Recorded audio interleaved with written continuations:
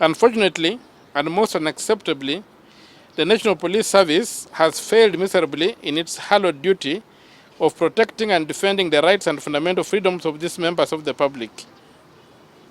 Using uncalled for brute force to disrupt demonstrations, hoping to incite riots, the rogue police officers have contravened the Constitution by killing and maiming peaceful and unarmed protesters and limiting the enjoyment of rights and fundamental freedoms under Article 37 as read with Article 24. Even bystanders, clearly branded medical staff and first responders providing first aid, and members of the media covering these events have not been spared. Mpaka sasa hatujaambiwa makosa yake. Mara wanasema ni ya maandamano na hatujui maandamano yenyewe ni ya lini na evidence iko wapi hatujajua. Ilikuwa leo apelekwe kotini, hajapelekwa kotini mpaka sasa na hatujui mahali aliko. Alishikwa hapa on Friday, so tumekuwa tukimuulizia. On Saturday wakamtransfer, wakatuambia wamempeleka Isinya.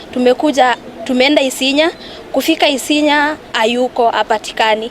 So si kitu tunataka kujua ako wapi, amepelekwa wapi. Naweka tu mtoto wangu wampeleke koti, hahukumiwe. Mimi nijue ako kotini amekosa makosa fulani, si ati wanamficha na hatujui mahali alipo. Tunataka kuuliza Kitengela Police Station, hiyo ni sheria yao wanatumia ama ni ile katiba moja tu ya Kenya tunatumia?